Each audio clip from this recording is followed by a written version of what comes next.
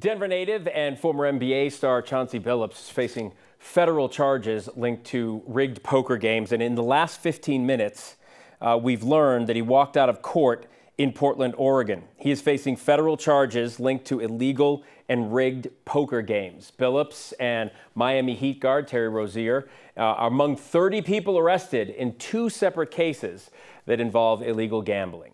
Billups is accused of playing a pretty key role in getting wealthy people to play poker in these rigged games. Thanks for joining us at 5, everyone. I'm Phil Lipoff. And I'm Sam Shocker. Investigators say the case Billups is tied to has been dubbed Operation Royal Flush. 9 News investigative reporter Jeremy Hohola has been poring over the indictment that says the mob in New York orchestrated the games. Yeah, that's right, Sam. You've got the mob, an NBC or an NBA superstar, high-tech equipment like X-rays to cheat at cards. I mean, all of this sounds like the makings of some sort of Hollywood movie, but it's real life that could mean real prison time for a man who made a legacy on and off the court. Chauncey Billups has been arrested by federal agents. An indictment paints him as this key player in rigged poker games stemming back to the year 2019. Court records say Billups was called, quote, a face card in the scheme in which his fame was used to attract high rollers to backroom illegal poker tables. But at those tables was high-tech equipment to cheat. There were things like card shuffle machines that could read cards, tables with X-ray equipment that could read cards face down, and cards that were marked so someone with special glasses could see what they were. And coordinating all of this, according to federal investigators, crime families out of New York, the Mafia.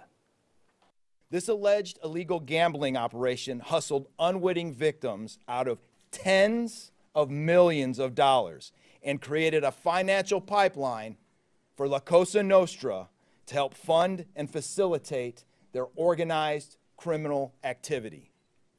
Victims were attracted to play alongside well-known professional athletes and coaches like Chauncey Billups. Billups is facing wire fraud and money laundering charges. He has since been put on leave by the NBA. And of course, this is a big shock for a lot of people who have long looked up to Billups as a local hometown hero in Denver. Back to you, Phil. There is so much more to come on this. All right, Jeremy, thank you. And this news comes as a shock to many Coloradans. Billups is considered a hometown hero for many people here. He was born in Denver and played high school ball at George Washington High School and went right up the street to play college hoops at CU Boulder. He even ended up playing 5 seasons with the Nuggets. His name is synonymous with basketball here in Colorado. 9 News reporter Janelle Finch joins us from his high school alma mater, where she heard from that school's principal. Janelle. Chauncey Billups' past is on display here at George Washington High School, but the school isn't sure how it'll honor the future of the DPS alum following his illegal gambling arrests. With the 3rd pick in the 1997 NBA draft, the Boston Celtics select Chauncey Billups from the University of Colorado.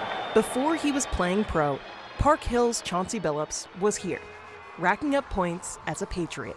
Billups graduated from George Washington High School in 1995. The way that he continues to give back through basketball in the state of Colorado, I think, just started here. Dr. Dacre Davis wasn't the principal back in the 90s, but she was in 2023 when the school dedicated the basketball court to Billups. He played all 4 years here. He was an all-state player. Of course, he went on to play in the NBA and the work that he currently does. Billups is being spoken about in high school halls differently after the Colorado Hall of Famer was arrested for illegal gambling. Davis says the news made her heart sink. I'm worried about him. I'm worried about his family, and I'm worried about his reputation and how this community is going to respond to that.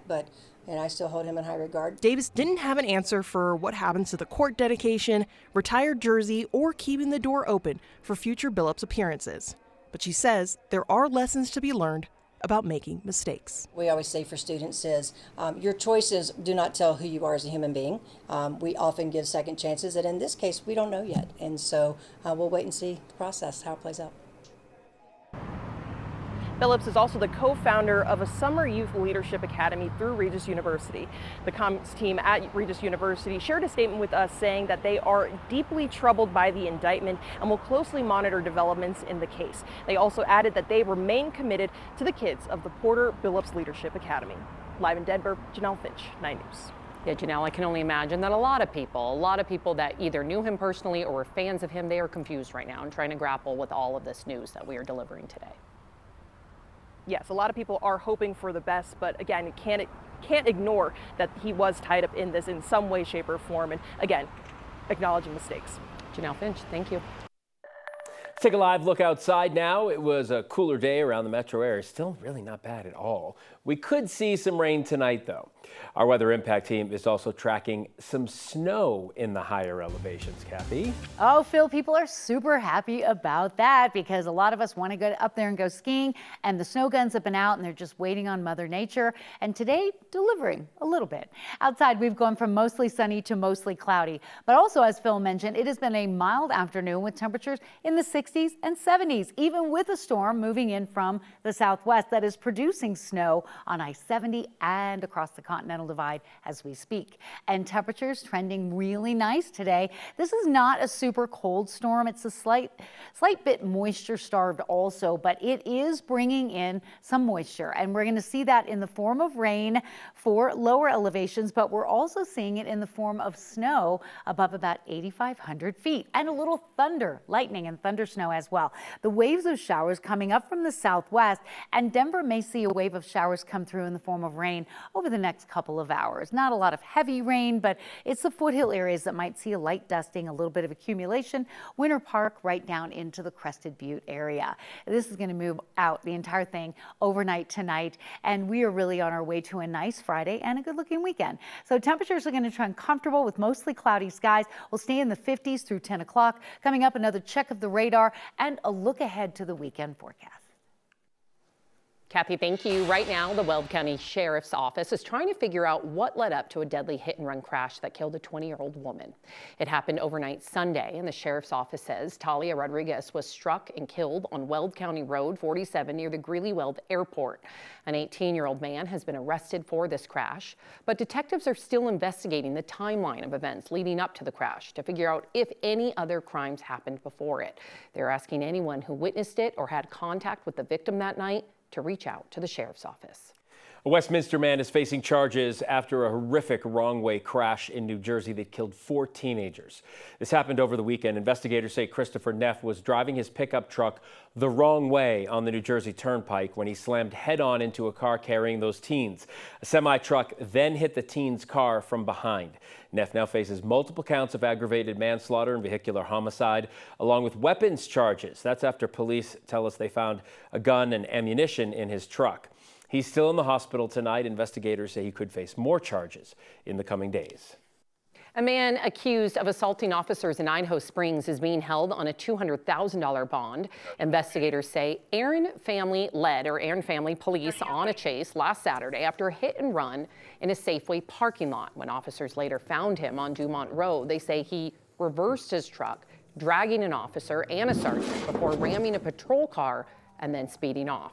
Family then got onto I-70 where he rammed another patrol car that was trying to pull him over. He was arrested a few hours later and is now facing multiple charges, including assault on a peace officer. A Colorado Springs police dog is on the road to recovery thanks to the outpouring of support from really around the world. 8 days ago, a Fort Carson soldier allegedly stabbed Canine Rome multiple times, requiring doctors to remove one of his legs. You see him there with the cone around his neck. Police say the community support has really been outstanding. More than $68,000 has been donated to help cover his care. Some donations even came from Canada, the UK, as far away as Belgium. Other canines pitched in too, donating blood to help. Rome is now at home recovering with his former handler.